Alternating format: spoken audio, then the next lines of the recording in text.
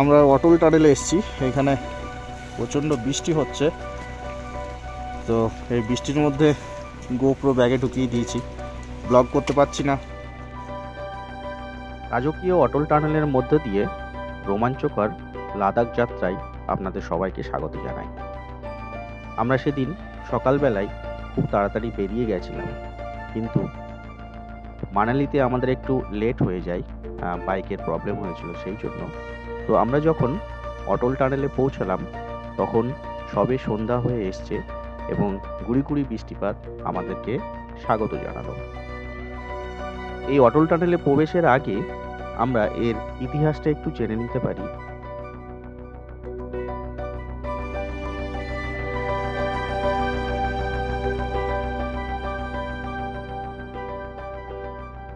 ভারতের প্রাক্তন প্রধানমন্ত্রী অটল বিহারী বাজপেয়ীর নামানুসারে এই অটল টানেলের নাম রাখা হয়।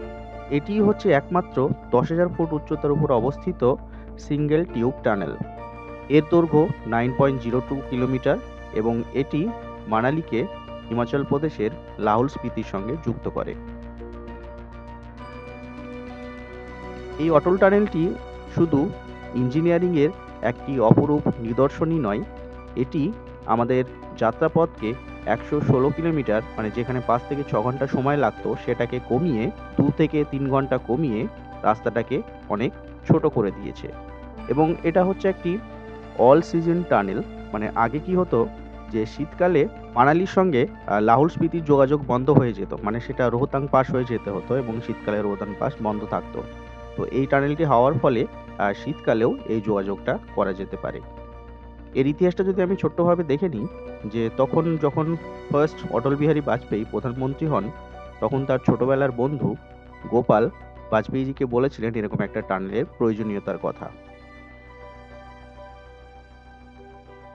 এবং তারপরে বেশ কিছুদিন পর তার একটা সার্ভে হয় এবং 2000 সালে বাজপেয়ী সরকার এটা ঘোষণা করে যে এরকম 500 কোটি টাকা অ্যালোটও করে এবং ফার্স্টে যেটা নাম ছিল রোহতাং পাস, তো রোহতাং পাসের ঘোষণা হয় এবং যেটা টার্গেট ছিল যে আগামী 5 বছরের মধ্যে এটি কমপ্লিট করা হবে।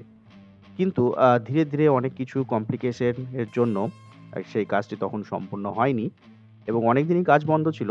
তারপর 2014 সাল থেকে কাজটা অ্যাক্সেলারেট করে এবং অবশেষে 25শে ডিসেম্বর 2019 সালে বর্তমান প্রধানমন্ত্রী শ্রী নরেন্দ্র মোদীজি এই টানেলের উদ্বোধন করেন এবং এই টানেলের নাম রাখেন অটল টানেল। বন্ধুরা, আমি আর দীর্ঘায়িত করব না আমার লেকচারকে। অটল টানেলের মধ্যে দিয়ে আমাদের রাইডিংয়ের অভিজ্ঞতা এবং রাইডিংয়ের যে এক্সপিরিয়েন্স সেটা উপভোগ করি এবং দু চোখ ভরে এনজয় করি।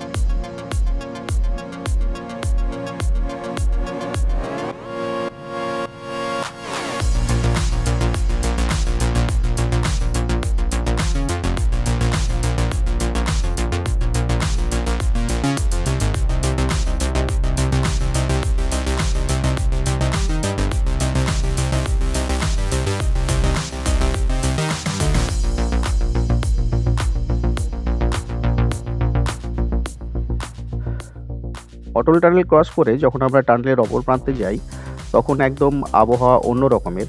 সন্ধ্যা হয়ে এসছে, আকাশে অন্ধকার, কিন্তু এখানকার আবহাওয়া যেন পুরোপুরি চেঞ্জ হয়ে গেল। প্রচুর বাতাস এবং একটা চ্যালেঞ্জিং ওয়েদার।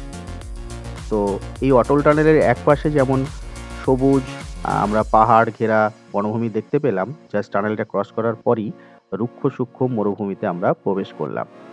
তো এখানে কিছুক্ষণ আমরা বেশ কিছুক্ষণ দাঁড়াবো না, কারণ প্রচণ্ড ঠান্ডা লাগছে। আমরা এখান থেকে বেরিয়ে যাব আমাদের এখনকার ডেস্টিনেশন জিসপা। সো বন্ধুরা, সকলকে অসংখ্য ধন্যবাদ আমার ব্লগটি দেখার জন্য। এরকম সুন্দর সুন্দর অ্যাডভেঞ্চারাস ব্লগ পেতে আমার চ্যানেলটি সাবস্ক্রাইব করুন, লাইক করুন, কমেন্ট করুন ও শেয়ার করুন। Thank you. নেক্সট ব্লগে খুব শীঘ্রই দেখা হবে।